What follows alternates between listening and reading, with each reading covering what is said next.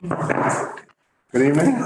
We'll now call the meeting to order. Time is 6 p.m. At this time, I'd like to take a moment to have a moment of silence to respect the loss of our fallen OPP officer, Eric Muller, who previously served at the Prescott detachment. So if we could just take a moment.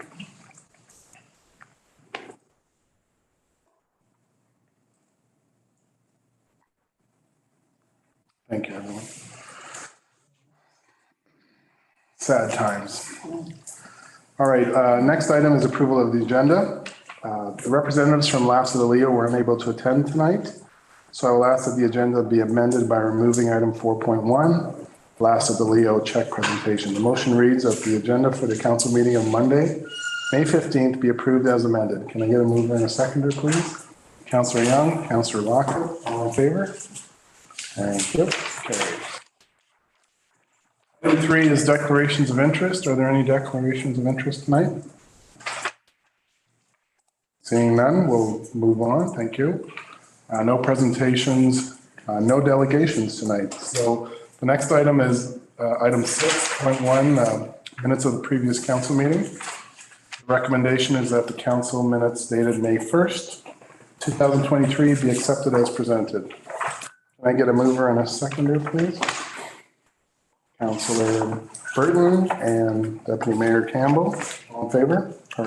Thank you. No discussion, I guess.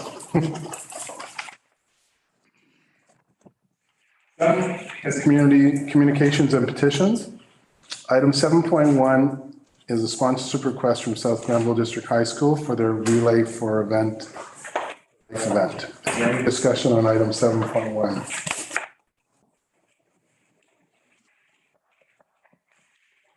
Councillor Kirkby? Is there an ask? I didn't see is there an amount they're looking for sponsorship or something? I don't, if you, Mr. Mayor. So I don't think there was a specific ask. I would say a sponsorship makes sense if council wishes to do so, and either an amount of $250 or $500 would likely be appropriate. Just to give you an indication, we sponsor the Leo Boyland Showcase for $500 on a yearly basis. So this could be a like event. Sounds good. We can get a motion for that. Motion for that for a donation of $500 to the Relay for Life. Seconded by Councillor Burton. Yep. Any more discussion on that? Oh, Just to clarify, a donation or a sponsorship? The sponsorship gets our name on the bit of recognition. sounds like a sponsorship. Let me clarify that. For you. Thank you. Sponsorship, please. We're just going to get the motion. I'll read the motion. We have a mover and a seconder. So we'll just all in favor when I read it. Okay. So through you, Mayor Schenker, I have a draft motion that reads: the council approve the sponsorship of the South Grenville District High School Relay for Life event to a maximum of $500. All in favor? So carried. Thank you. Okay, next item is consent reports. Are there any items that anyone would like to discuss separately that were in the consent agenda?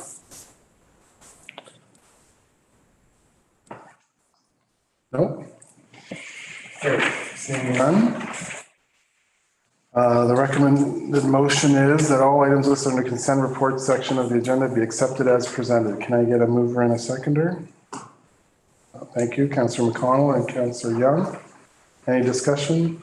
All in favor? Thank you.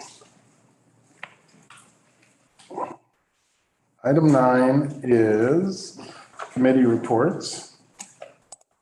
So the first one is COA report 01-2023 consent application SCV 2023-02 194 James Street. It's just for information only. Is this from Matthew? Oh, thank you. Sorry. Sean, the floor is yours. Through you, your worship. This property at 194 James Street East came in to see us approximately a year ago. He has an oversized lot and he was thinking about severing off a lot to create a building lot out of it. During the investigation, it was found out that the property behind him on East Street, the edge of the garage was literally just tight to his property line and the driveway was well onto his property. The two neighbors talked and decided the simplest solution was simply to sever off a piece of the land and provide it to the neighbor. So then in March, they brought forward the application into town. We posted it, put it all through the thing. There was no concerns from anyone. It came to the committee adjustment. And so this is simply to sever off a small piece of land and then join it to the neighbors so that everything's in the proper place. So the conditions were that all taxes be paid, which they are current and up to date, and that an acceptable reference plan and legal description of the severed lands be submitted and registered for both properties, the one with the piece taken off and the one with the piece being merged onto. And that's the extent of the report. Okay. So, through you to Sean, so how did this person's driveway get on the inappropriate property? And how long has it been there? 30 or 40 years. It happens fairly often. Even in new subdivisions, it can happen. The lines are drawn out. They're supposed to be put on the right place and occasionally they miss. And that's what happened in this case. And in most cases, it's no big deal. Even if he hadn't wished to sever his land, it would have been allowed to have stayed there because of the length of time that it had been there. But it happens. Occasionally our roads often end up where they're, slightly one way or the other way too, where pieces of people's property end up on our road allowances. It happens in especially older towns like Prescott. I mean, this subdivision started back in the late 1800s. So there's no way to allow the person to keep their driveway without buying? Oh, no, they would have been allowed to keep it, but it just makes it easier for him when he goes to sell it and stuff if he buys the piece and adds it to it. So do you understand what I'm saying? Like when you go to sell it, it would trigger something and it may create a problem where someone gets nervous about buying it. This was the best solution all the way around because now both properties are more than big enough for zoning and more than adequate frontage. My understanding is when he bought the property, which is less than 5 years ago or right around 5 years, this wasn't a problem. It wasn't brought up at the time. Again, the town's only involved once something's submitted for a building application. That never happened in the last 5 years is all I can tell you. Okay. Councilor O'Connell? Thank you, Mayor Shanker. Can I presume that with this severance, there isn't enough property left to sever a separate building lot back there? Well, to begin with, zoning can always change, including the fact that zoning will be coming up with the new official plan. But right now, no, it would not qualify for another severance. Okay, thank you. It's all been resolved. The two neighbors are happy now. I think so. Again, until it's actually registered, it's just a possibility.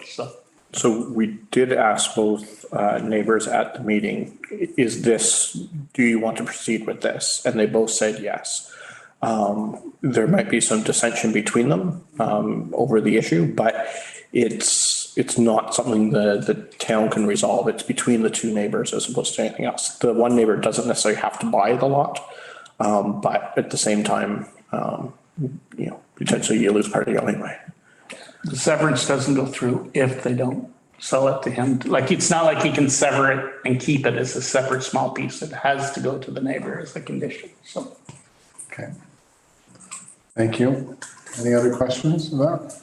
So that was for information only, so thanks for that. Moving on to 9.2 is report 02-2023 minor variance application for 292 Center Street. Both reports are. 502 Josh Homme in your This is also for library. information. Matthew, speak to that. Or ask for your music on a different app. Matthew, wait till Kirky's done. That happens. I think I just got hacked. I apologize. So 292 Center Street is the site of the post office. It has changed hands a couple times over the last several years. And the most recent individual wishes to turn the areas that aren't being used by the post office into 7 apartment units. So they brought this forward. And really what they were seeking relief for is that our zoning bylaw would suggest that they need, I believe, 25 or 24 or 25 parking spaces, and they're able to provide 18. And so we took a look at it from the perspective of the fact that the post office does not have any customers that actually park in the parking lot itself. And they have far fewer than the number of spaces required of actual employees at the post office. So when we took a look at those things, the fact that all of the customers park on the street, there's fewer employees than the number of parking spaces that's dedicated to the commercial side, then there's one space attributed to each of the apartments, then we agreed that it was minor in nature. We brought this before the Committee of Adjustment. They went through the report, they agreed with that assertion, and they approved the minor variance. So that's really, and what we're doing here, Committee of Adjustment doesn't report up through council, but we provide just the information to council so they know what the decisions were. Great. Any questions on this topic? Do you know when they'll be done, Matthew? And maybe Sean can speak to that. The building permit has been submitted and we're continuing to go through it. They have told me that they hope to have it completed this year. At the speed they're going, it might be early next year, but they've put together a nice proposal. The unit on the top will actually have like its own garden up on the second floor and landscape space. So it's a nice addition to the downtown. It's nice to see the building getting reutilized. That's great. Thank you. All right. No other questions? Thank you, Matthew. Number 10 is mayor's chat. So first of all, I'd like to wish that all the mothers out there had a happy Mother's Day yesterday. I know it's a great day for everyone, but it's a special day for all those moms out there. So that's number one. Couple of things last week. There was an Augusta Summit on Friday. Matthew and I attended. Our own Justin St. Pierre from our ECDev team was a guest speaker, and he did a great job and represented Prescott very well. It was a good day. There was a good turnout there, probably 50 or 60 there, but it was a good day. After that, we went to the Eastern Ontario Mayor's Caucus, which was in Belleville, and that was a good meeting. A lot of talk about delegations for AMO and stuff like that. That group is a group of mayors that are separated, tiered. Single tier. Single tier, thank you. Single tiered municipalities. So we are Gananoque as Brockville from this area, along with Peterborough, Kingston, Belleville. So it was a good group, and some good ideas came out of that. So that was good. And that's about all I got for that one. We'll move on to 11 outside boards, committees, and commissions. First, we'll go with Councillor Lockett on BIA. Oh, okay. Yes, we had a meeting, lots of things going on as usual. We accepted a resignation from a board member that is closing the business. Yeah, I don't know anything, Tracy, anything Councillor Young wants to add? Through you. Just that, so this weekend's huge in Prescott. So we've got the pop-up shops opening and the promenade too. So lots of excitement, lots of people on the weekend looking at the pop-ups, like taking pictures and stopping. And it was really busy down there this weekend. So I can only imagine what next weekend will be. But really exciting times, I think. for Prescott. Looks really good. Thank you, Councillor Young. I also have Deputy Mayor Campbell. You wanted to talk about the Port Town Night Run? Oh, yeah, so May 6th, I opened up the Port Town Night Run. It was amazing to see all different ages, little kids, older people, dogs. Just to let town know that the organizing committee is very, very, very pleased with the cooperation and partnership with the town. So that worked out really well. We had a successful event and yeah, it's good. Good, thank you. Anyone else on the committee? Go ahead. Fire admin? Sure. Okay, so I attended on May 2nd, the fire administration meeting. They're continuing to do their certification training on May 9th. They did a course about note taking presented by the OPP. May 13th, they went to Elizabethtown Kitley and learned about the Orange helicopter services. And some volunteers went to McHappy Days on May 10th, representing the fire department at McDonald's. And they're continuing to update their sign in front of the building. Thank you. Councillor McConnell? Thank you, Mayor Shanker. Rest of the committee for the cemetery board, we toured the cemetery last week and took a walk all the way through. It's from Edward Street, if you don't realize it, it's a huge cemetery. Actually, it's very deep. It goes back a long way. And we looked to see what was required, what we would like to do to improve the cemetery. There's some trees that can be trimmed, maybe a couple that can come out, some old stumps to be removed. I had a comment from one of the people who was visiting back there that they would appreciate some water. There's no water in the cemetery at all, so if you have flowers, unfortunately, you have to bring water to water them. So I spoke to Matthew about that, and we're going to get a couple of rain barrels, barrels with a tap on, and our people will fill them on a regular basis. So there will be water available in the cemetery. We could really use a couple more people for that board. We've had one resignation due to a job change. We've had some ill health that has caused somebody to be absent. I'm going away on holidays. So we're looking for a couple of board members for the cemetery board. It's not a strenuous board. You don't have to go out and dig graves or anything like that. Good. Just attend when somebody is buried to make sure that things are okay. And it's something that's needed. It would be appreciated, and it's a good way to serve the community. Do a social media reach out for that? That'd be great. Thank you. Anyone else? Okay. So we'll move on to staff reports.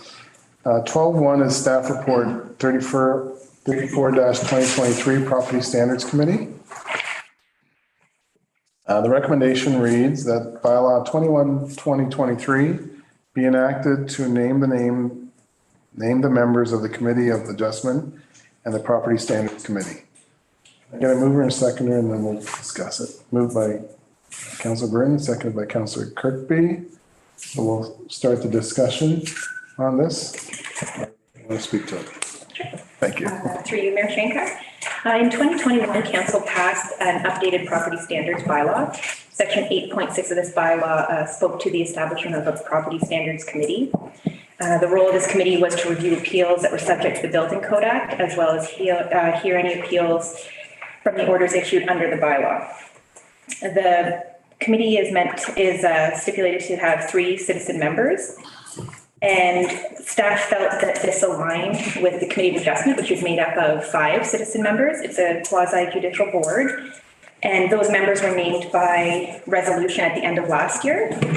Council has the ability to name the committee of adjustment by bylaw. So staff thought now would be a good time to bring forward the bylaw to name almost as a joint board, committee of adjustment / property standards. At the most recent committee of adjustment meeting, staff did bring this up to the members and they were all in favor of acting this manner. Thank you. Any questions for Ms. Feldkamp? Councilor. Thank you. So how is this going to work in the end, just so the public knows? So if I have a complaint about property standards is going to? So through you, Mayor Schenker, I believe the process is the complaint comes through, it's then issued through to our CBO, Sean, and then if they wish to appeal his order, then it rises to the committee. So then we'd schedule a meeting, they'd review, staff would provide their recommendations, and then they would make the decision. Great, thank you. And do they only meet if there's something like that? So through you again, the board, my understanding would be the committee of adjustment / property standards. So anytime there is anything that would come up that would require the meeting, they don't meet at a set time of the year. It's only when appeals or any kind of approvals need to come up. And so do we know who they are? We're going to announce that. Yeah, so through you. So council did approve these members by resolution at the end of 2022. So those members are Lori Bonsell, Jim Hutton, Daniel Slender, Craig Warden, and Louis Eliada. And as I stated earlier, they were all okay and on board with taking on this extra role. No, just comment. I mean, thank them. I mean, this is great that they're already on one board and they're excited to be on another board, and that's all about community. That's great. Okay. All right, any other questions? I'm going to call the question. All in favor? Perfect. Thank you. Okay, 12.2 is staff report 35-2023, United Counties of Leeds and Granville Climate Change Action Plan. The recommendation reads, the council directs staff to undertake the following: submit the climate change survey initiatives, state in the United Counties of Leeds and Grenville Climate Change Working Group, add climate change to the heading of environmental implications on staff reports, explore the use of the climate lens tool offered by the Clean Air Partnership. Can I get a mover and a seconder, and then we'll discuss? So moved by Deputy Mayor Campbell, seconded by Councillor Young. Matthew, you want to speak to this? Sure. So this came through an information package where Deputy Campbell requested that some more information. So an opportunity that the United Counties did do a presentation, and that was forwarded to the CAOs.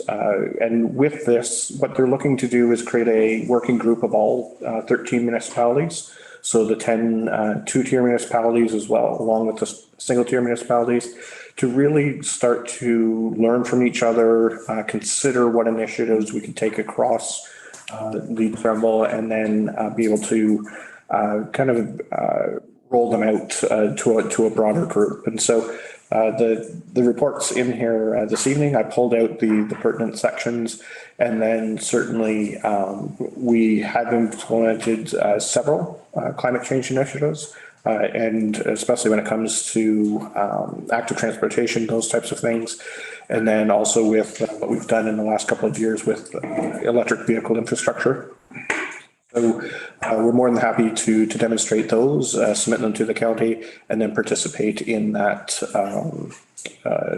committee as well and working group. So that's really the sum total of it. It's a fairly long, extensive report, but certainly I think there's some things that we can certainly use and learn from our partners across the Grenville. Thank you. Thank you, Matthew. Any questions for Matthew? Councillor Kirkby?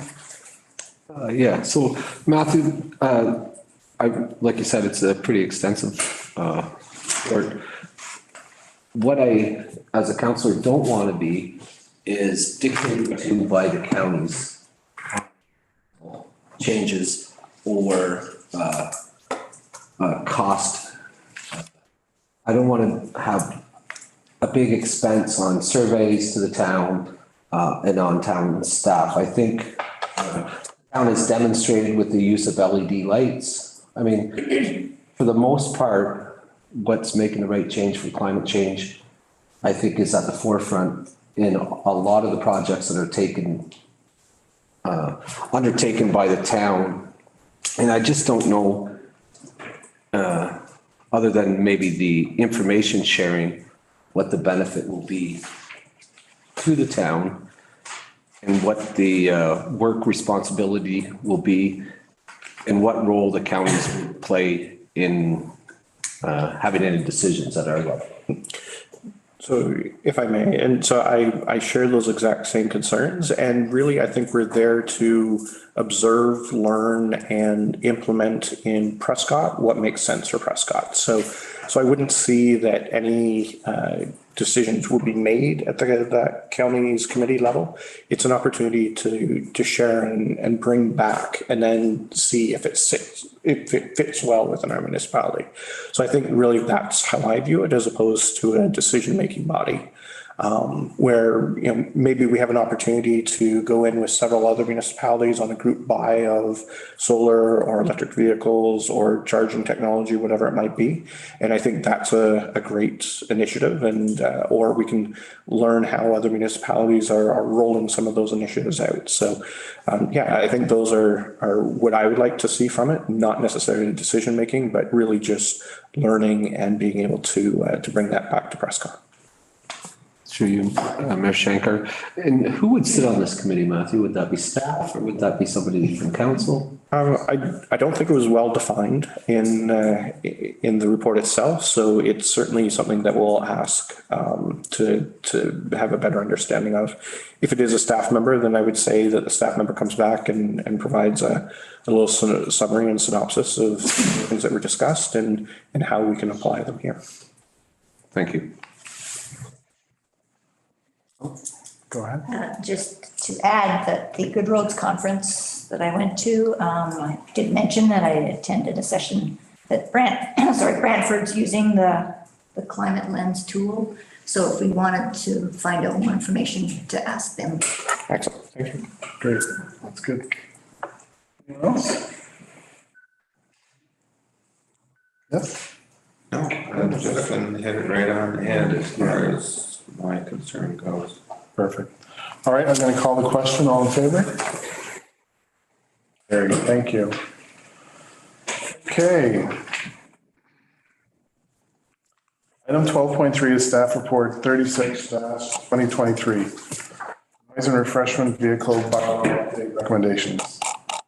Recommendation reads that council directs staff to bring the draft noise bylaw and the draft refreshment vehicle bylaw attached to staff report 36-2023 to the council meeting of June 5th, 2023 for final review and consideration. Mover and a seconder, please. Councillor Kirkby and Councillor Burton. You got this, Matt? I'll take a stab at it first, and then if Mr. Merriman or Ms. Valentine would like to weigh in, by all means. So we had the opportunity to sit down last week and review both the noise bylaw as well as the refreshment vehicles bylaw. Start with the noise bylaw. It was last amended in 1991, and it was actually originally from 1981. So it was a little long in the tooth, required a little bit of updating, and certainly I think what we have now is a much more robust bylaw that really encompasses a larger cross-section of particular situations that may arise. So one reason why we did bring this up is that we did have outdoor events that were overlapping, and so wanted to try and find a solution to that as well. So we found that the Township of Edwardsburg Cardinal had a fairly good noise bylaw, which was just enacted in 2021. So we started with that as a basis and then started modifying it for the town of Prescott. As I mentioned, it's substantially more robust and encompassing much more common situations that might arise than previously. It includes an application process for exemptions for commercial and industrial property owners. for $25 per event or $150 for an entire season. An exception application for outdoor performances is also available, but it should only extend to, instead of being 11 p.m., it would be 1 a.m. on Fridays, Saturdays, and statutory holidays. Councillor Young did note that I believe in Schedule B that it should also note as statutory holidays on the timing. So we'll add that as well. It also includes an application process for outdoor performances. It's at no cost as long as you're not going over the time to 11 p.m. And really that's to just avoid overlap. So if you know that you're having an outdoor performance on Saturday evening, you can submit the application at no cost, and then we'll make sure that anyone in the area is aware of it, as well as if we have more than one on a particular day and or evening, that we can coordinate between the two. There's set time prohibitions for several parts of Schedule B. So Monday to Friday, it's 11 p.m. through 7 a.m. would be the prohibition times. Saturday, Sundays, and statutory holidays is 11 p.m. to 9 a.m. And we also incorporated the administrative monetary penalties process, and it includes an escalating penalty. So if we have a repeat offender, then it escalates. So I'm just going to stop there, see if Dana or Sean had anything to add to that, and then turn it over to council for any questions. No, the only thing I would add through your worship is adding amps will certainly speed up the process in trying to deal with situations, because the only access we had before was to issue a Part 3 summons and go through the court system. And when you deal with something 2 years after the fact, no one's really satisfied. I don't know that this will be much better. It still won't be perfect. The person that was upset and awake at 2 a.m. still upset they're awake at 2 a.m, but at least we can deal with it in a faster, more efficient manner to make sure that people understood what the behavior was that was expected.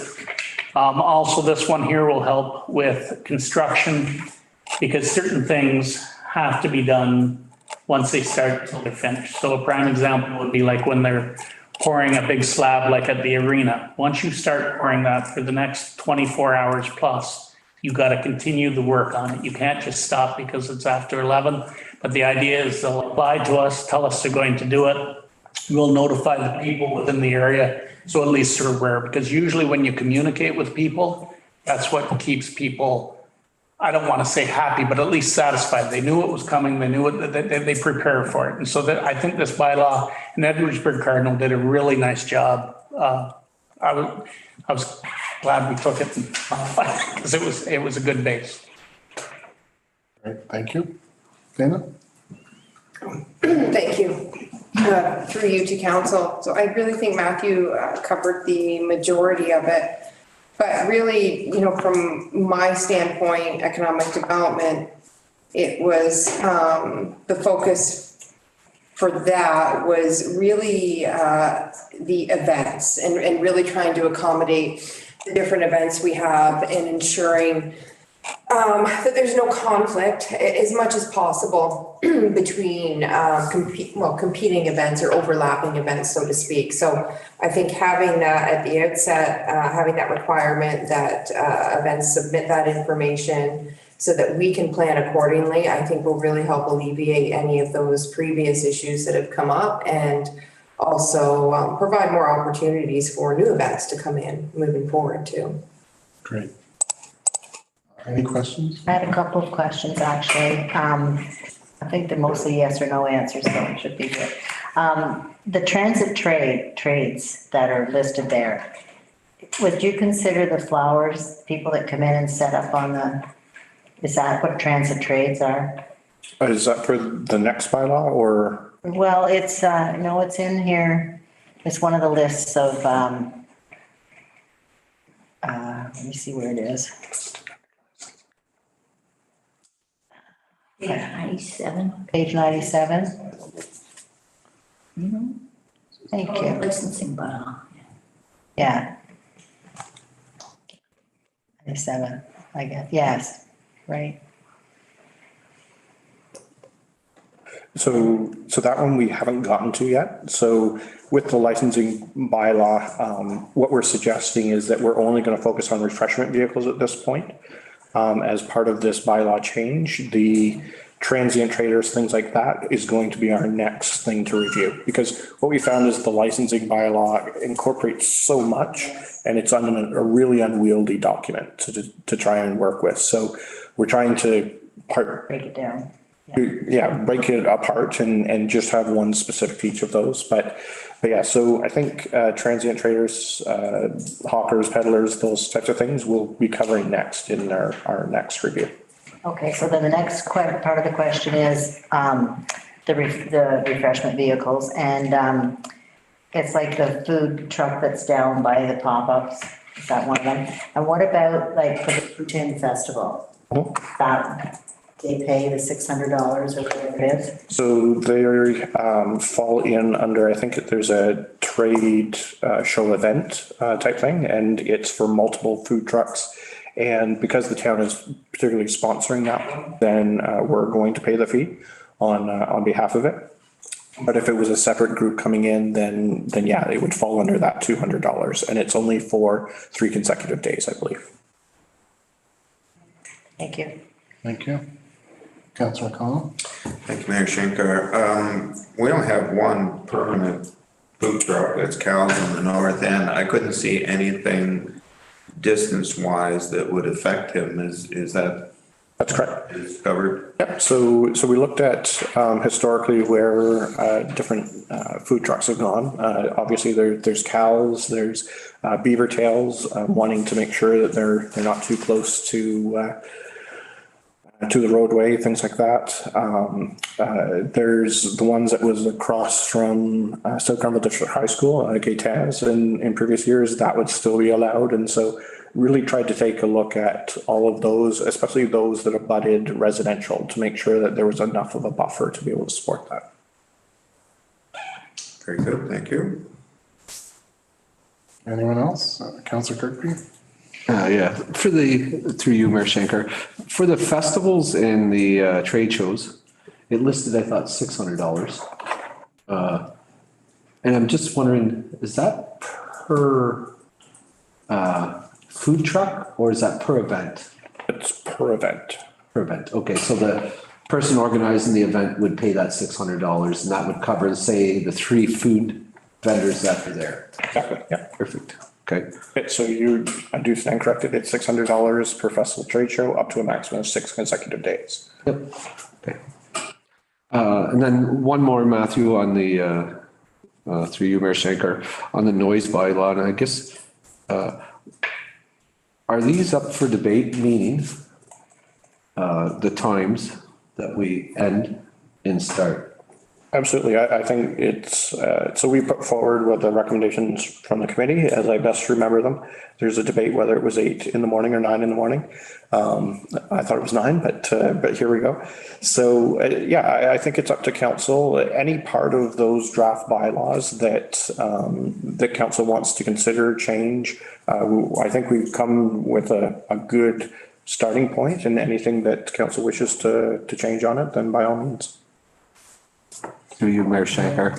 It's actually, the 8 to 9 is not the issue. As I sat back after being on that committee, I thought about the 1 o'clock versus midnight stop time.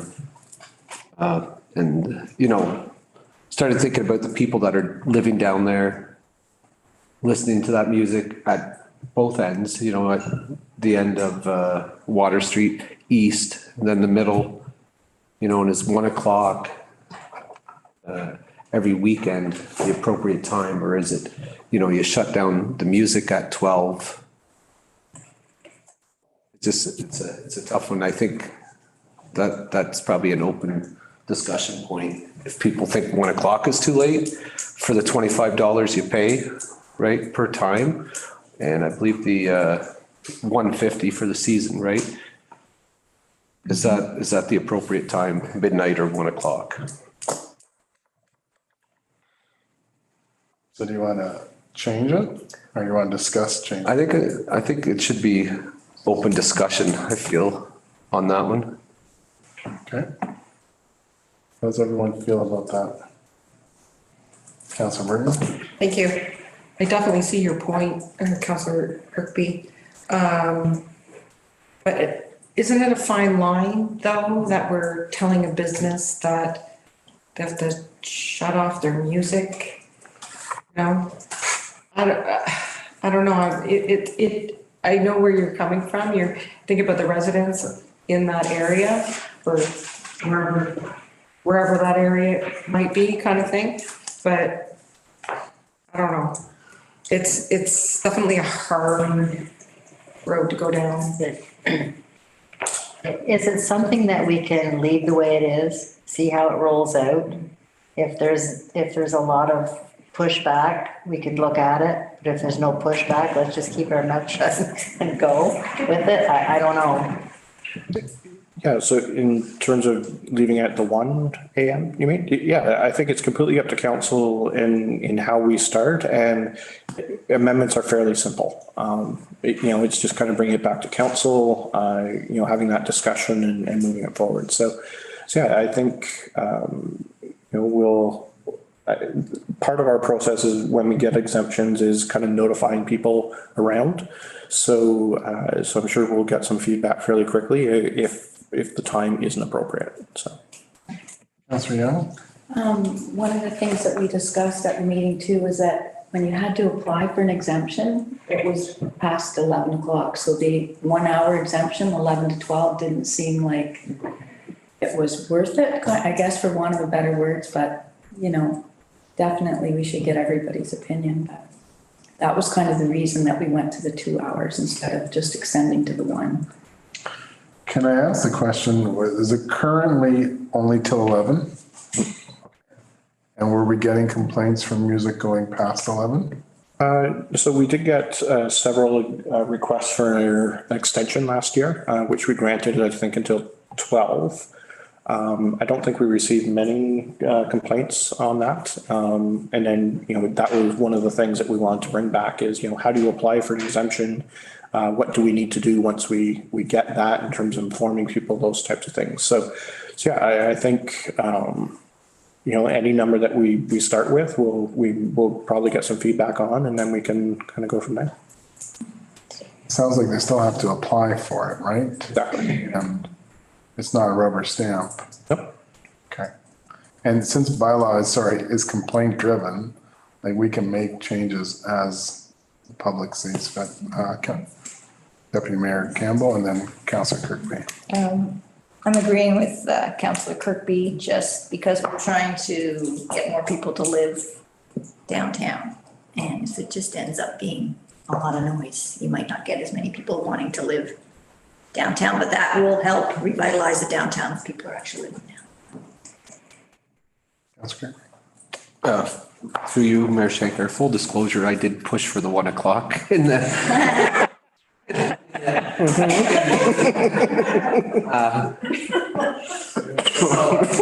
Just so I have the people in here know the truth that we're sitting across from me. But yeah, I guess it's I almost feel like maybe, if we're going to give 6, and I guess that just creates more work, and often lots of times I do, but if you had 6 exemptions per summer, could you have 3 that are 1 and 3 that are midnight? That gets a little sloppy because, sorry, Matthew. I just feel like, through you, Mayor Schenker, if they rubber stamp it, it's not like, if they want to host a band every weekend, what power do we have to say no? Once we put the bylaw in place and they run it till 1 o'clock in the morning. Recommend it. Sean? Through you, Mayor Shankar. Yeah, they have to apply for it still to the town. Town staff will take a look at a lot of things, including past performance, past history, how often they're requesting it to say yes or no at the staff level. They would still have the right to appeal it to council if they think staff is being unreasonable. But it's only going to be the odd time it goes up to. And I would say this, a lot of people that are moving to the downtown, or at least the ones that I'm talking to, not so much those that have been there for 20 years, but the new apartments, they actually want a little bit more to do in the evening so that they don't have to go someplace else, then drive back to Prescott. They want to be able to have a bit of a party in Prescott near their home to what they consider a reasonable hour. I know I'm not going to be up till 1 a.m., but at the same point, like I say, and all that stuff will be factored in, including how loud the volume is going to be. And you might approve one once where it's extremely loud, but the next time they come in, we're going to say, no, we got to talk about what's acceptable and reasonable to the community. Because it's not a guarantee to 1 a.m. You can ask to 1 a.m., but there's no guarantee that they'll get it. Thank you. Good. Councilor McConnell? Thanks, Mayor Schenker. Basically, we're talking about heapies and the bands outside. Did we have any complaints last year? Not specific to it going too late. We had some complaints about overlap at various different times. And what was funny, it wasn't even from the people that went to the show. It was from people that loved to listen to the show from somewhere else and had trouble hearing it over the O'Heefe's band. But yeah, in all honesty, for the most part, it wasn't that bad. And like I said, it's one of those things that we hope to see the downtown more vibrant and more events. And I think this is one way to see it possibly happen.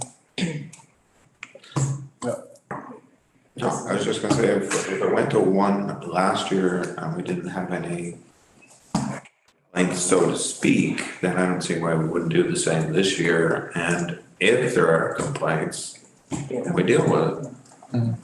I was just gonna say pretty much the same thing, but also I don't think people will be asking for extensions if the event's not successful. Right. So if it's successful and they're asking for an extension, then we should be happy that it's so successful. Right. I believe last year's events went to 11. This is the first time they go till 1. Just to bring that. If they go to 1. If they go to 1. If they go to 1. If they're still open. So do we want to just go with this, the recommendation the way it is? Do you, Mayor Schenker? I think we had a discussion. That's what I was looking for, right? Appreciate it. All right. So I'm going to call the question. All in favor? Very good. Thank you. That was both of them? We did? Okay.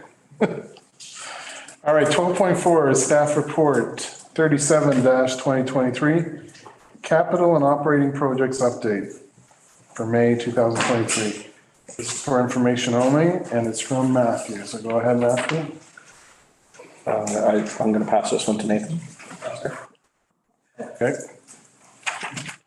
didn't leave any further. Nathan, you're up. Grab the podium. Oh, perfect. Yeah, I'll just pull it up. So the, lots of projects are in progress. One at the top that everybody would like to review is probably the arena. It's going along quite nicely. The contractor's still indicating a substantial completion by the end of June. I think I'm suspecting it'll slip into July, but we're still pretty confident that we'll have some ice and some skating going on in the fall, and I think we'll be open for September. So a lot of the main items are in place and pretty much ready to go, like including the ice plant, the rink boards are in. Yeah, so a lot of things are done, and there's still some a fair amount of work to do. The exterior will be done sometime in kind of the first week in June. The paving will happen on June 1st. You can see the 43979. got hacked. Oh my goodness. Sorry. Justin. Was that your PIN number, by the way? I didn't touch it. Sorry, go ahead. That's good. Yeah, so as you drive by recently, the curbing is going in, and a lot of the ground stuff's being completed. So yeah, we're excited that it'll be ready for the season. The water tower replacement. So we got approval from council to move forward on that, to release the tender, and that will be by the next week or so. Once we get the results, we'll come back to council and present those to you. The Edward Street overpass work, it has started. They're doing as much work on the top as they can. We're still working with CN to ensure that we have all the permitting in place for them, because they do have some permitting approvals that are required if you're working kind of under the bridge and near their right of way. The marina, at the marina, you see the new dock has been installed, the F dock and the fuel dock. So that's all been installed and pretty much commissioned. Ready to go for the long weekend. So it was nice to have that done a little bit early. Some of the other items, the repaving of some of the pathways. So we have Centennial Park. We wanted to look at the north side, the north end pathway there.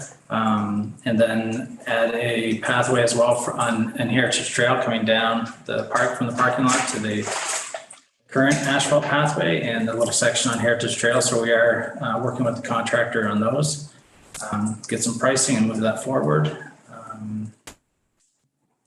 Other kind of interesting ones, I won't go through them all, but the pop-up sites, Dana's been working really hard to get all that in place, and a couple of the operations guys have been kind of right beside her, getting things in place that she's needed. So I think it'll be a nice thing to add to nice colorful thing to add for people driving by and driving their boats by as well. I think you'll be able to see them from the seaway. So it'll be nice. Let's see. Yeah, those are the main things. The other one that's kind of interest would be the crosswalk at Edward Street.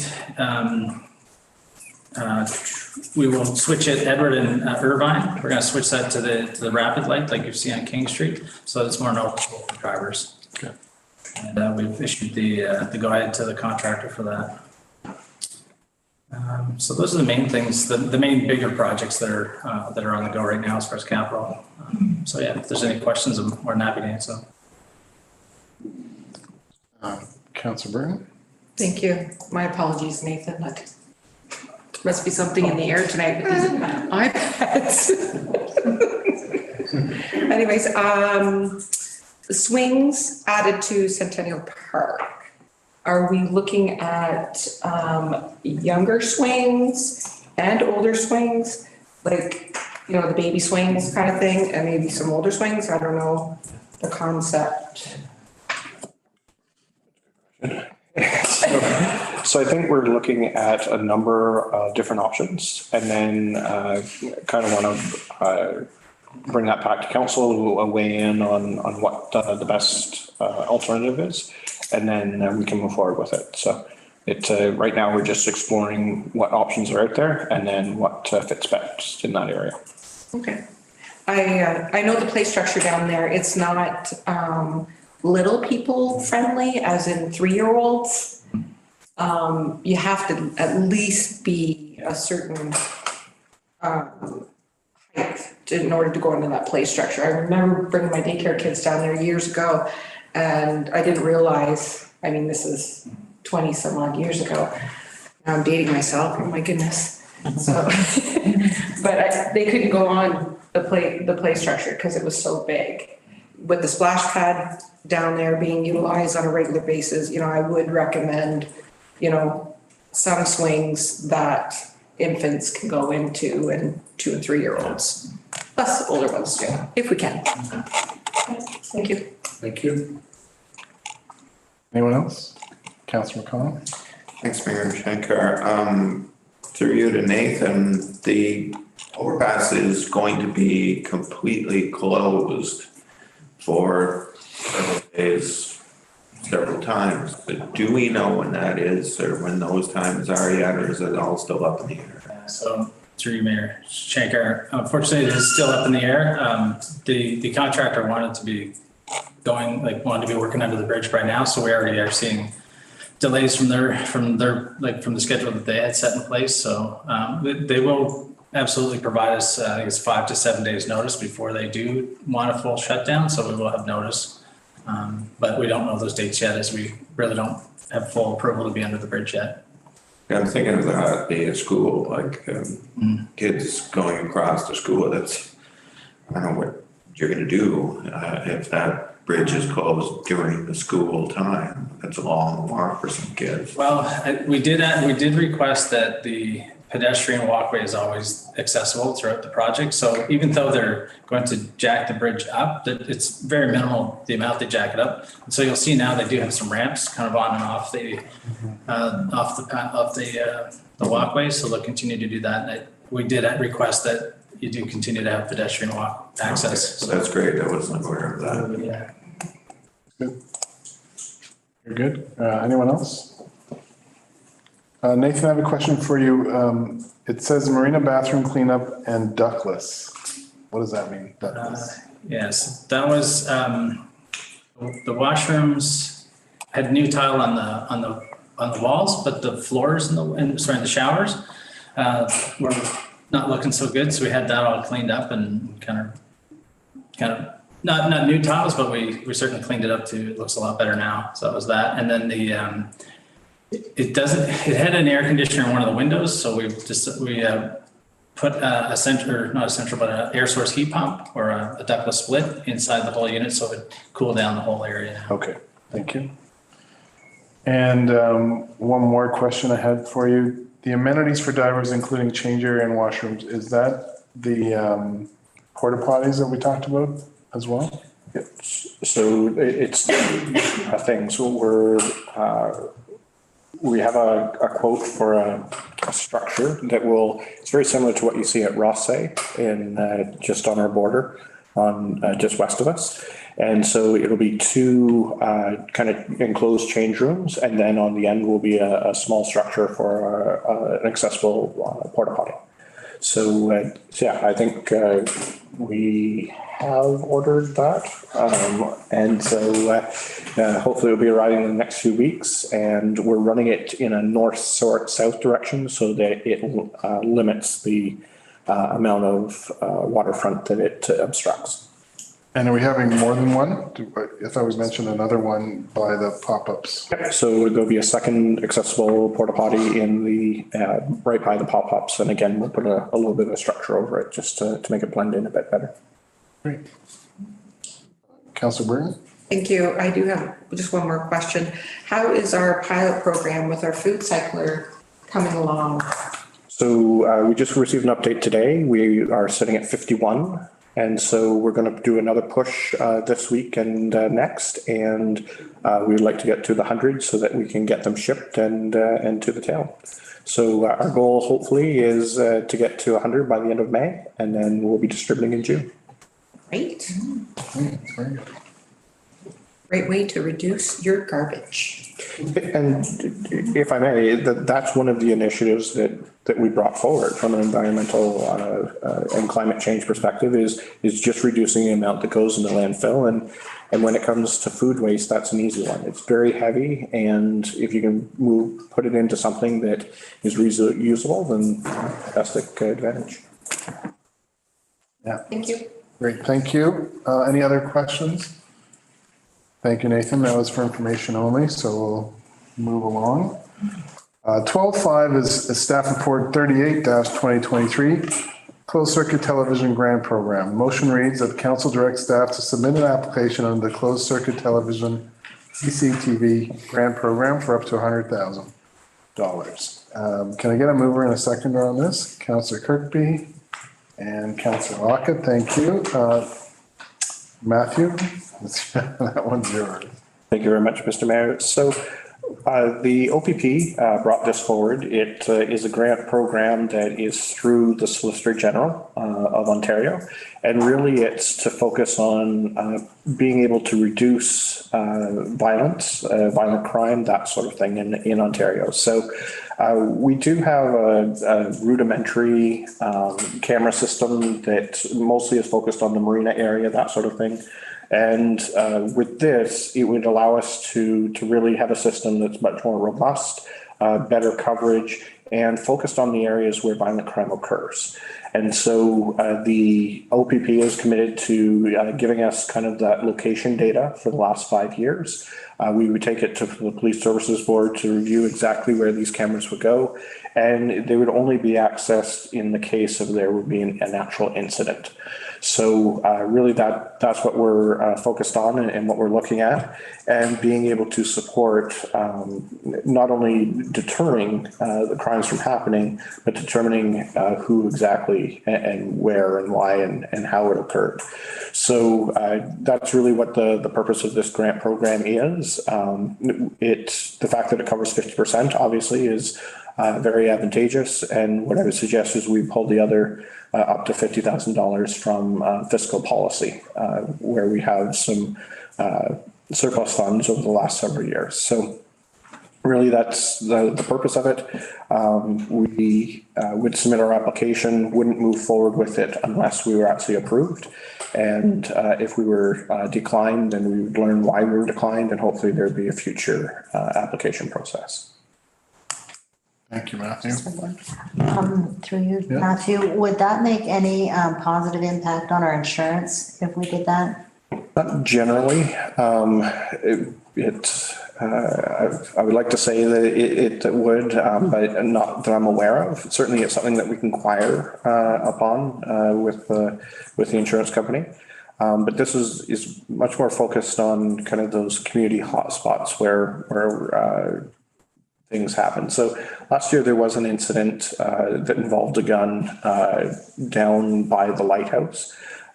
We currently have a camera that's focused on the fountain, and it was just out of frame of that particular. What we also noticed is our system is fairly antiquated and slow, and so it's kind of like the typical video that you see where everything's blurry, and if you can distinguish who that person is, good for you, but it could be just about anybody.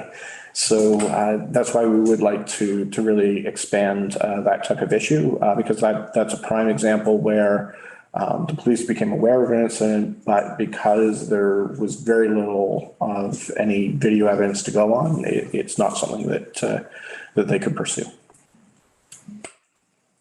Through you, Mayor Shankar.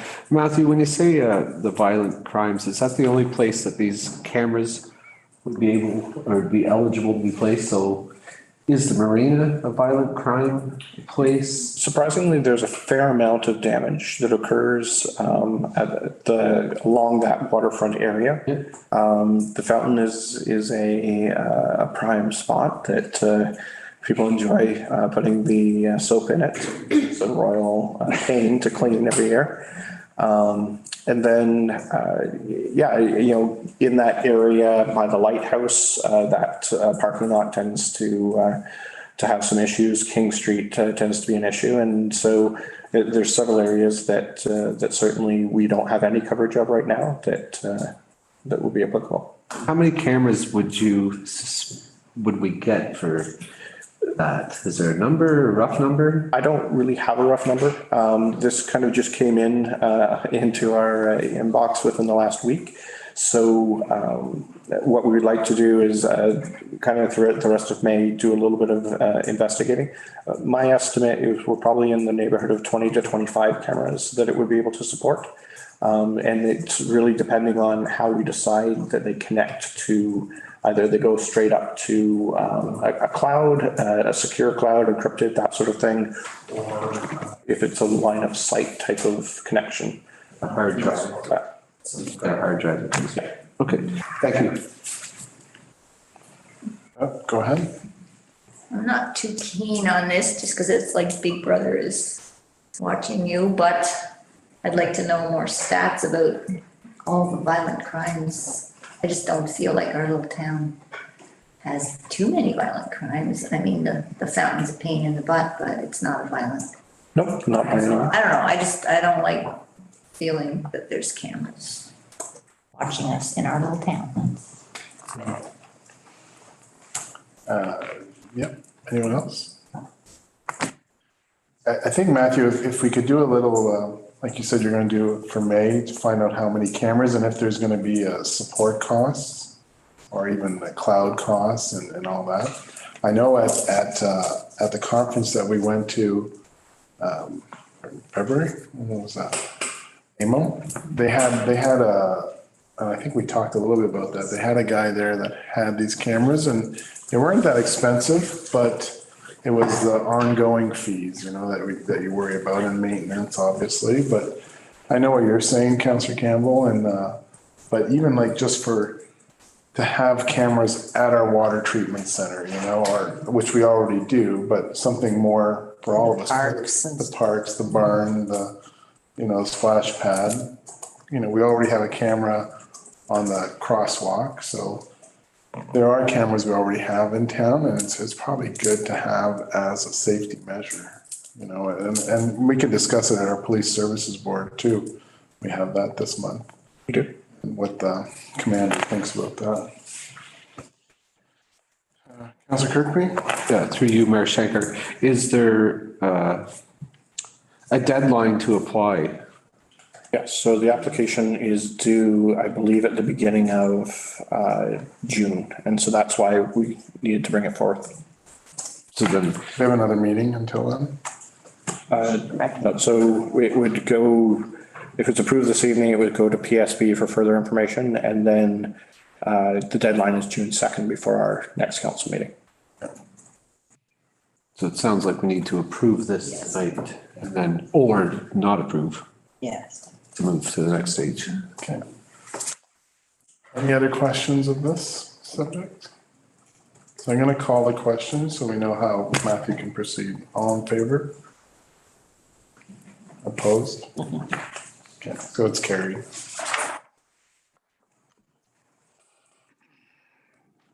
Thank you. That's it for staff reports? Only 5? Okay. Just joking. No resolutions tonight, and there's one item under bylaws. Item 14.1 is the Committee of Adjustment / Property Standards Committee appointment bylaw. The motion reads that bylaw 21-2023 being a bylaw to appoint members to the Committee of Adjustment and Property Standards Committee for the term of council expiring November 14, 2026 be read and passed, signed by the mayor and clerk, and sealed by the seal of the corporation. May I have a mover and seconder? Councillor Burton, Councillor Kirkby. Any further discussion on that? I think we already did that. I'll call the question. All in favor? Thank you. Okay, item 15 is new business. 15.1, we have a resolution from the municipality of Shania regarding Enbridge charges. So that was from Councillor McConnell and Councillor Kirkby. So are you talking about that, Matthew? Certainly. So what Enbridge has put forward is implementing a $200 charge for contractors and other utilities to do locates for natural gas pipelines. I think from the town, or from my perspective at least, requiring a $200 fee for something that we're trying to encourage people to locate things before they start digging will be a deterrent to that. And you can see how quickly these things can fall apart. We just had a natural gas pipe leak a couple of weeks ago. Someone was installing a fence. They didn't get the proper locates and nicked the natural gas pipeline. And so just simple things like that. Again, we're trying to encourage people to call and get those locates before any projects move forward. And I think that would have a detrimental effect to that. Also, the town, when we move signs, when we install signs, when we put stop signs in, no parking, we always get locates to ensure that there's no infrastructure in that area. So if we're now looking at $200 every time that we do that, that is going to be a significant issue for the town.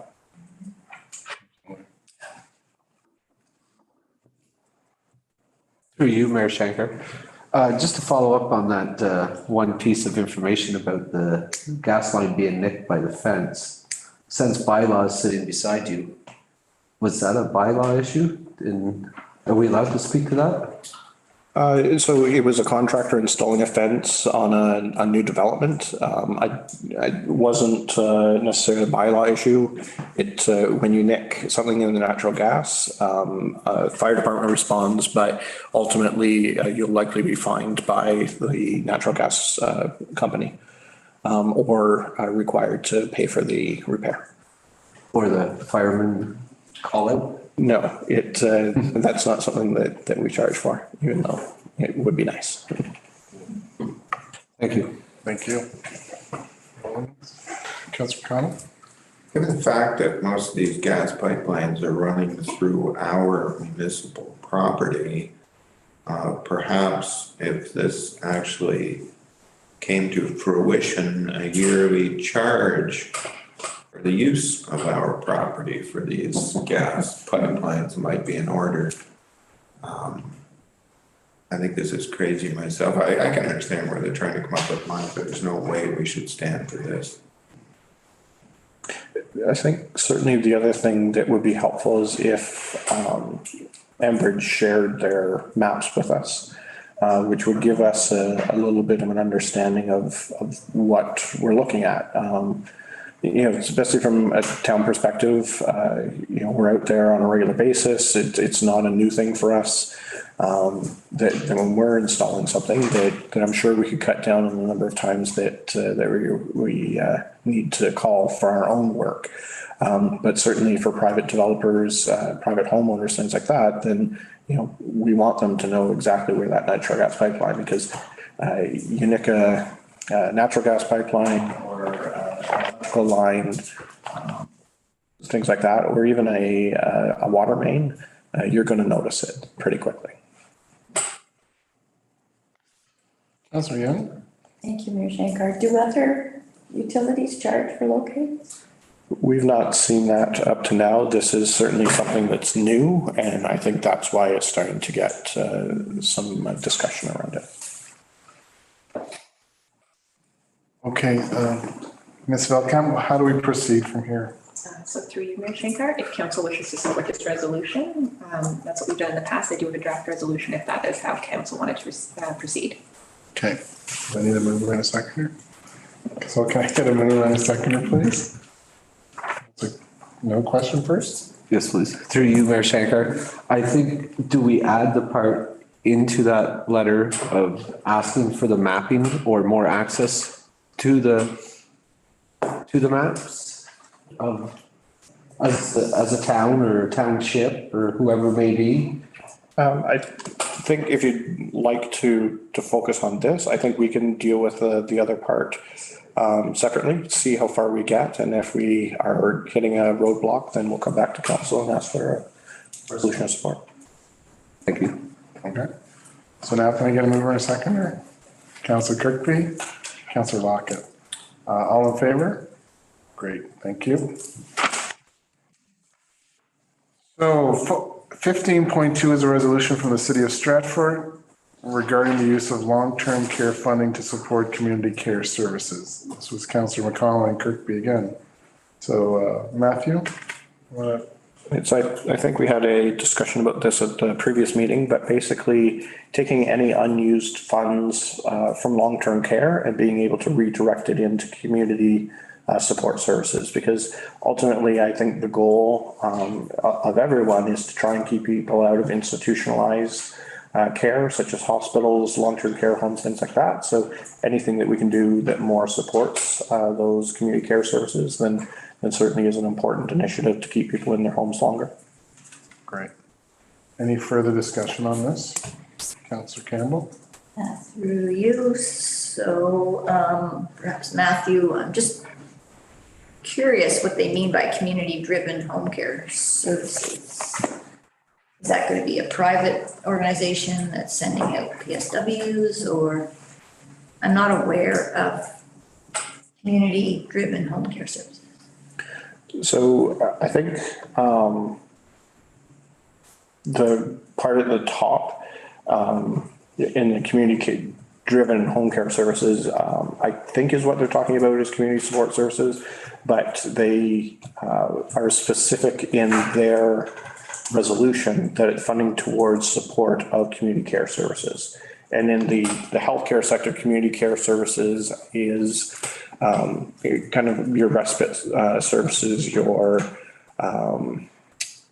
home care services, your home maintenance services, all of those types of things. Similar to what the Alzheimer's Society does or CPHC Community Care Services. Those are the type of community care services that I think that they're wanting that money to be focused on.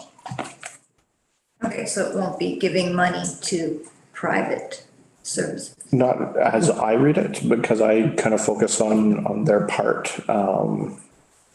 That's community care services as opposed to anything else.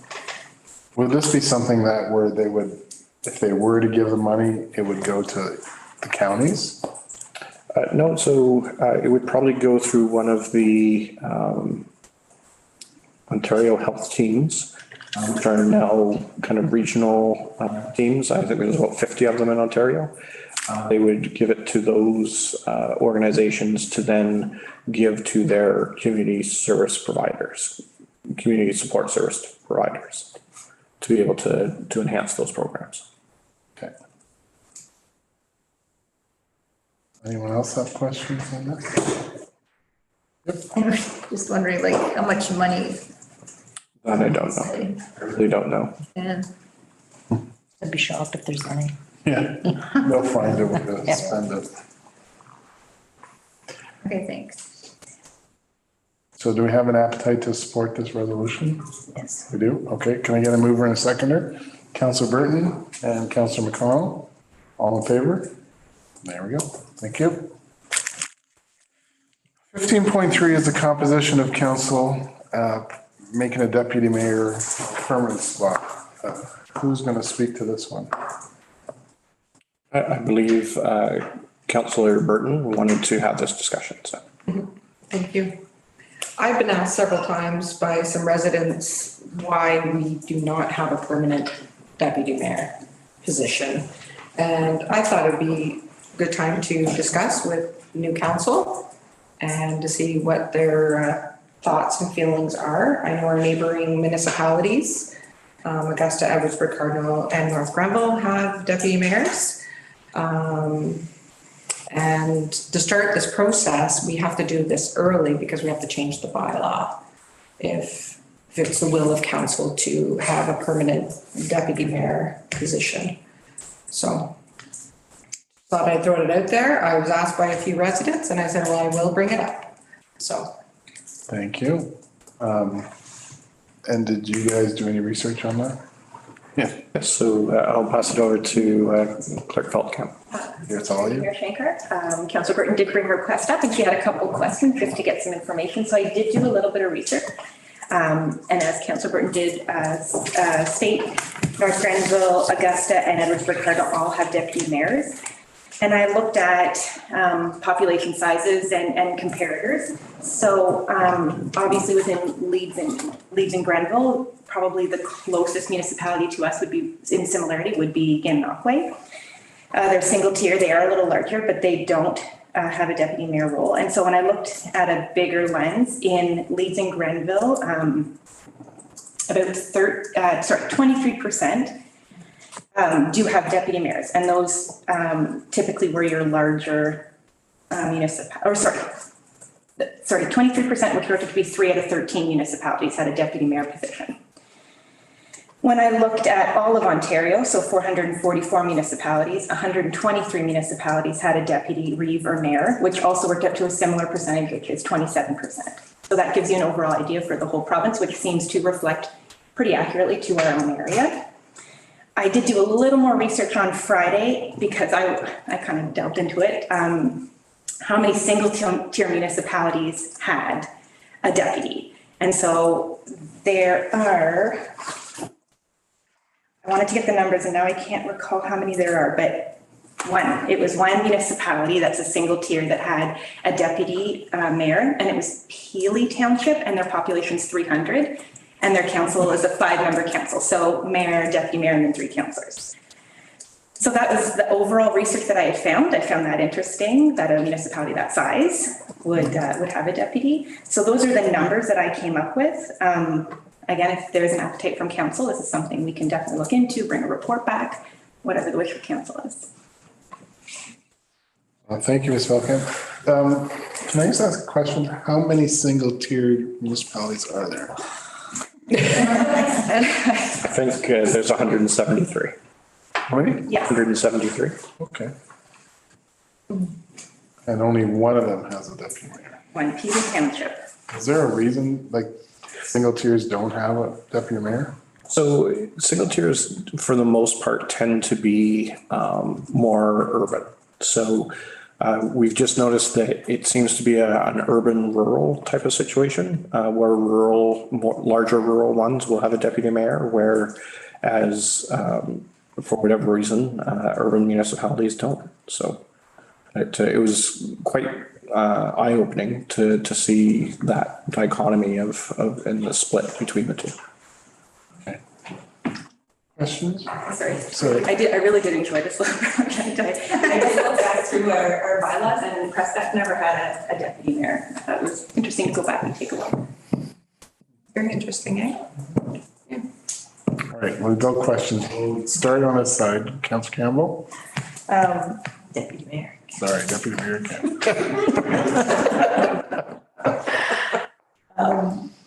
Not having read up on the roles and responsibilities that I'm supposed to have currently, I'm sure there are additional roles, but is there a financial additional burden to this? Of the ones that I've seen in our area, then yes, a deputy mayor role tends to make more than a councillor and less than the mayor. So somewhere in between the two. Okay. Councillor Kirkby? Yes, through you, Mayor Shankar. I think just to be on track, our neighboring townships that do have deputy mayors have one less person on council. Two, yep. Is it two less? So there's a bit of a difference there. The financial implications is one. I honestly don't feel the need of a deputy mayor, but that's just my opinion. Thank you. On this side, anyone? I think it's a good idea to do a rotation, because if there is something ever happened that the mayor was sick for a month or 2 months, there would already be an assigned person. I think the rotation suits me. Councillor McConnell? I agree with Ruth. I think the rotation is a good idea because, well, let's face it, you're here most of the time. Todd was here most of the time. But the odd time that he wasn't or that you're not, then perhaps everybody gets a kick at the can. So you get a little better idea of what it's like to sit in the chair, have everybody stare at you, point at you, call you names, whatever. And it might give you a better idea whether you actually wanted to permanently sit in the chair. So I'm in favor of the rotation. Councillor Young? Thank you, Mayor Shankar. I'm in favor of the rotation as well, but I just wonder, and being new, I'm not sure what the role of the deputy mayor is. Like, is the deputy mayor included in all of the mayor conversations? Do you know what I mean? Or like, how does that work in terms of communicating? And would that be two people having to be present all the time with, you know what I mean? I think, for example, United Counties, because we have a rotating deputy mayor, they made us, make Leanne the person that covers for me. It can't be rotating, just to keep the knowledge the same, as opposed to you guys going for your first time to a United Counties meeting and being overwhelmed. So that's one thing I see. I do like the fact that when you're new, you do get a rotation of it. I didn't feel like we did much of it last term. I would like to see this term, you guys all, as deputy mayors, get a chance to chair a meeting. Because we used to have different committees where they would chair, but we haven't done that lately. But I'd still like to do that just like Councillor McConnell says, you get an idea of what it's like to chair a meeting, right? And we can still do that if you want to do that. I don't want to force you to do anything, but that's just it's an idea just for the learning curve for everybody. Deputy Mayor? For you to self-camp. So are the roles and responsibilities in the big handbook that we got at the beginning? So through you, the procedural bylaw, it is, I don't want to say vague, but it doesn't have a lot of information, but does lay out what the role of the deputy mayor is. But the role of the deputy mayor is just to assist the mayor. They act as the mayor when the mayor is absent or vacant. They exercise the same rights and powers without the powers of the office of the mayor, with the mayor being here. So it is very similar to what the rotating has been doing, just to kind of act in the place of the mayor when they are not available to do so. Okay, thank you. Okay, so Councillor Burton, how would you like to proceed with this? Well, I think, I was just throwing it out there because I was asked, and I think it's been a very good discussion. And I don't mind rotating. But if council wanted to make it a permanent position, and as I discussed with Clerk Belcamp, that we needed to start this process, because, for the next election, kind of say down the road. But, around the table, everybody's comfortable with rotating, then we will continue rotating, and maybe next council will change their mind and start that process. Right, so. All right. Through you, to you. So is the deputy mayor on an election ballot? Like, do we pick that, vote for the deputy mayor, or does the community? If we started early enough. So. Go ahead. I'm gonna let the. I think I know, but. So through you, doing a little bit of research, I didn't go too far into it, but I believe there are two methods you can do. You can either have it as an elected position, and then that would take a longer time to make that decision, or there is, I believe, the opportunity to elect from within. So you as the council could elect it. Now I will confirm that if that is something that council wishes me to pursue. But when I did some quick looking, because again, I've never been asked this either, and I thought it was interesting, so I'd have to review, but I feel like those are the two options that I had come across. Okay, so we'll take that as, a good discussion, and we learned a lot. And you can redefine the deputy mayor role a bit more. That'd be good. I appreciate all your help too. It was an interesting conversation, and yeah, a little bit more educated today. The next item was brought forward by Deputy Mayor Mary Campbell, strategy for pedestrian safety. So do you want to just bring your idea forward? Yeah, so last Saturday, I saw two pretty young children, probably age 8 or 9, push the button at Center Street. The lights went on. 2 cars could have hit them easily.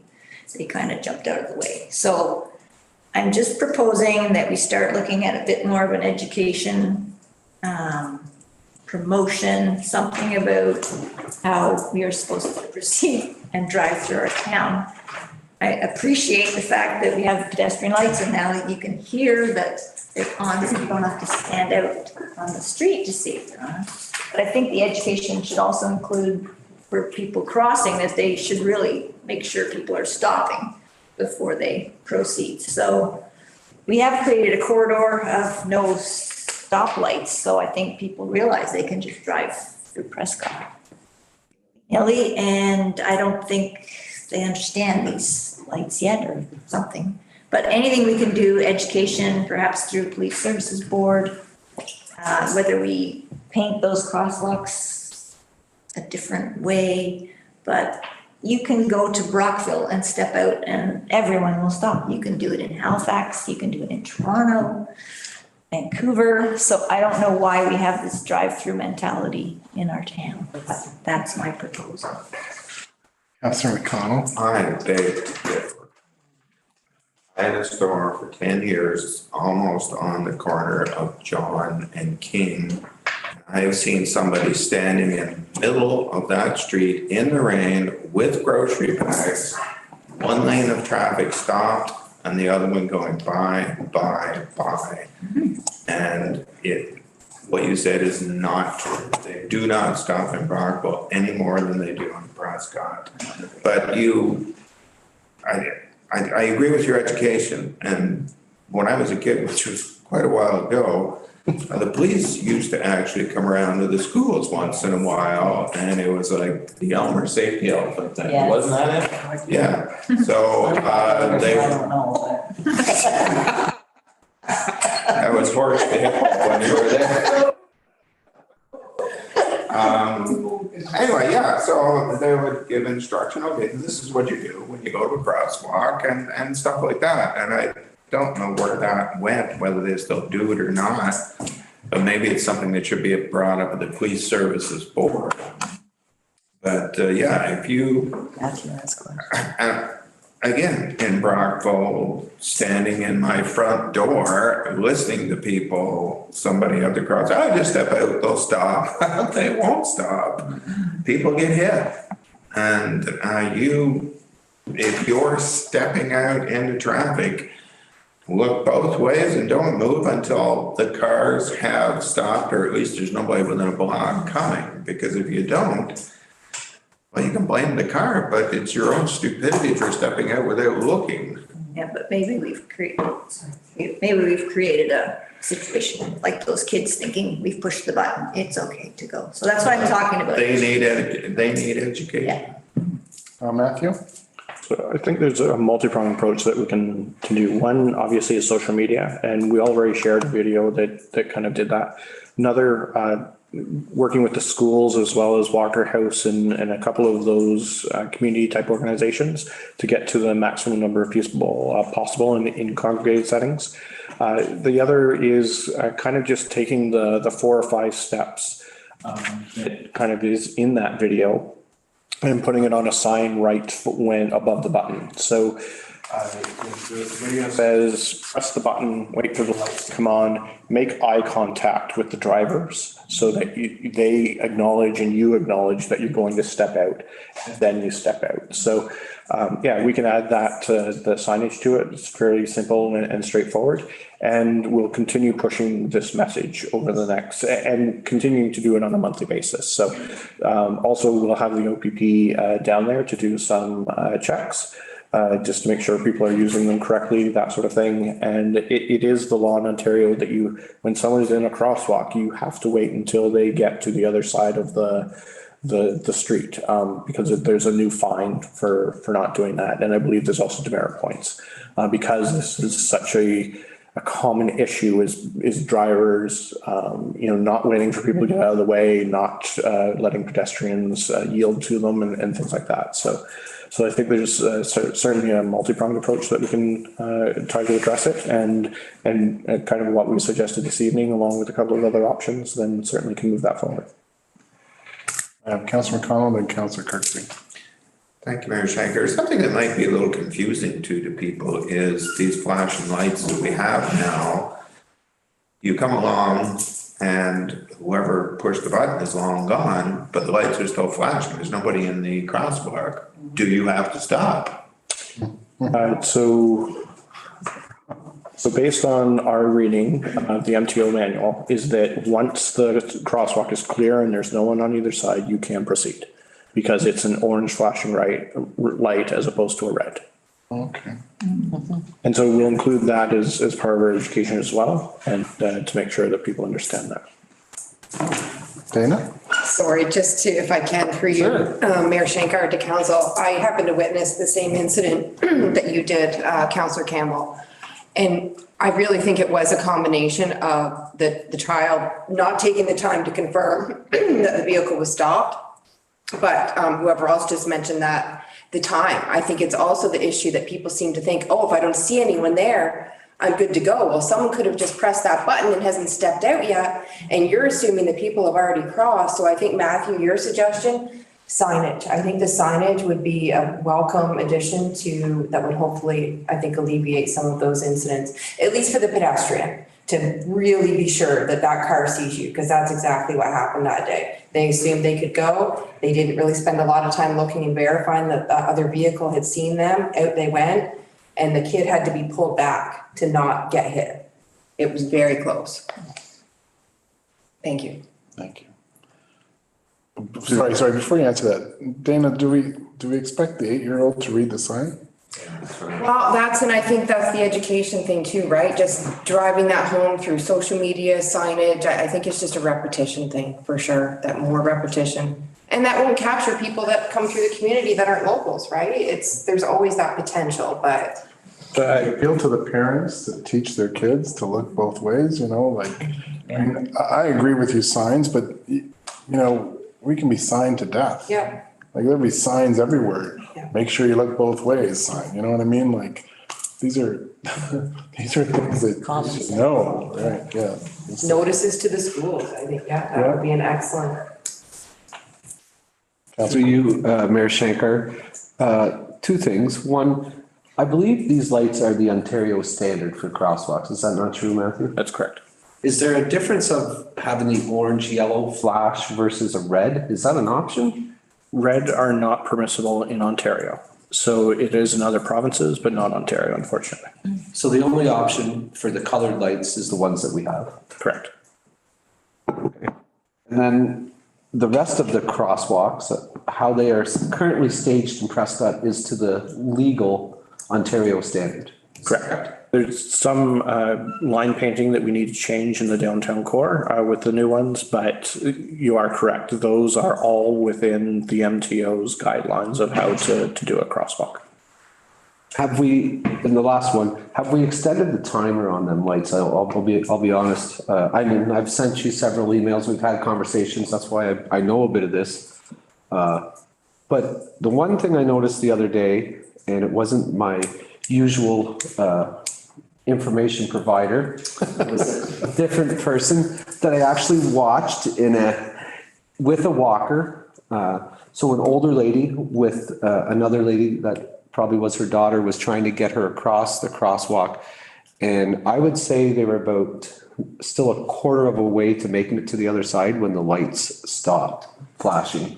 And I felt like the car that was there, even though they need to stay until the crosswalk is clear, was ready to go. And I thought, I wonder, like, I honestly, I think that it's currently 20 seconds. I believe so, yeah. I think the request, we've talked about 25 to 30 because it really doesn't matter, because if the crosswalk is clear, you can drive through. But if somebody's a little bit slower getting through that crosswalk, and I'd never seen it personally until I seen it the other day down on the King Center. I don't know. I mean, I'd much prefer that cars do not drive through when the lights are on. So if you have a longer light, it's gonna be more cars driving through, and that could lead to a kid running out, you know what I mean? But I think But if someone's using a walker and the cars are already stopped, they're not making a run for it, you know? So through you, Mayor Shankar, if you think about the two cars, right, the one coming east and the one coming west, if that person with the walker is in front of this lane, she may not be seen possibly by the car coming. I guess she or he would be. But the lights are flashing. The lights are flashing. The Ontario law says that you can drive through them. If there's no one there. If there's no one there. You're gonna see the person with a walker. Right, so the length of the time, as long as it's clear, doesn't matter. I know, but like I said, if we. Except to the people that are slower walking. Except for that, yeah. Yeah, so through your Mayor Shankar, there are several stages of stepping up and making pedestrian crossings more prevalent for the drivers. And so, the initial ones are just like a sign on each side. So there's lots of those. And then there's this, sign with like some lights, and then a sign with lights in here, and then a sign with lights all the way top of it and then across. So, there's several crosswalks in every town that don't have lights, like multiple. So these are just happen to be ones that, has a little more traffic. So there's lights, make it better for, cars to stop. But anytime somebody's in the road, you have to stop. There's all kinds of crosswalks that don't have lights, and you have to stop if there's pedestrians. So I feel like that's maybe an education part more so than anything else, is if somebody's in a crosswalk, whether the lights are on or not, you need to stop. I mean, I stop on Main Street if somebody's trying to cross at the Bank of Montreal over to WL Peters, because it's common courtesy. But what we're lacking a bit is common courtesy, and we have a no stop from one end of the town to the other. So there's a little bit of gaining of speed from one end to the other, which I have an idea for a future council meeting to help curb that. All right. Speed bumps? No. Is there any way with our current system to have the pedestrian who's crossing, have that stop hand or the little walk guy facing them? No. So then it shows you that you have, okay, now it's the red hand, you better get booting along there. No, generally, those don't have that. And again, it's what MTO provides for, and so that's kind of what we have to stick within. But not that we've seen. We'll certainly inquire to see if that's an option, but certainly haven't seen it, so. Okay, thanks. Anyone else want to chime in on this? So we're going to do more public education, and maybe we'll discuss it at the PSB meeting. Absolutely. And we can have counselors go to the schools. I think We'll show and that's tell. police job, Well, the education. We did talk about, Dressing up as an elephant, so. the hippos. Elmer, the elephant or safety elephant. Elmer the safety elephant. Yes, We'll get that costume. yeah. Lee loves to dress up. Yeah, definitely. Go for it. No, if I can. Yes, you can. I mentioned this a couple of terms ago, but we were in Halifax and my wife took a picture at this intersection. And there was a bucket on a pole on either side and these little flags in the bucket. And if you crossed the street, you picked up a flag, held it like that, and you walked across the street and then put it in the bucket on the other side. So I do have a picture holding the flag crossing. I suggested maybe we should look into it, but it didn't get very far because I don't see any buckets down the street. Let's not go there. Thank you very much for this discussion. Thank you. All right, that's good. Moving along, it's 16 is no notices of motions and 17 is a mayor's proclamation. So I'm going to read this proclamation. For June 2023, it's Pride Month. So whereas the town of Prescott strives to be safe, welcoming, and inclusive community for all, and whereas the town of Prescott recognizes that diversity is a vital and integral part of our community that is celebrated and strengthens our town, and we should take pride in our identities and never feel we must hide who we are at work, school, or within our families and communities. And whereas the community of the town of Prescott is immeasurably enriched by the diversity of our people, including those members of the Two-Spirit, lesbian, gay, bisexual, transgendered, queer, plus communities, and whereas acknowledging and participating in Pride underscores and affirms our respect for the dignity, equality, and visibility of 2SLGBTQ plus families and peoples. Now therefore, the Council of the Corporation of the Town of Prescott does hereby proclaim the month of June 2023 as Pride Month in the Town of Prescott and encourages all citizens, regardless of sexual orientation, to celebrate together in recognition of the rainbow of diversity with which our 2SLGBTQ plus community contributes to the town. Dated and signed this 15th day of May 2023 in the Town of Prescott. Do we have any media online? Probably not, eh? Don't believe so. I think 10 left. So no questions from the media, which is good. So 19.1 is a closed session. I have a motion that reads that council moves into closed session at 7:44 to discuss matters pertaining to approval of closed session minutes and community awards. Under section 239 2D of the Municipal Act, personal matters about an identifiable individual, including municipal employee or local board employees. And that the CAO, treasurer, clerk, and deputy clerk remain in the room. Can I have a mover and seconder, please? Councillor McConnell, Councillor Lockett, all in favor? We'll take a 5-minute break and then we'll start.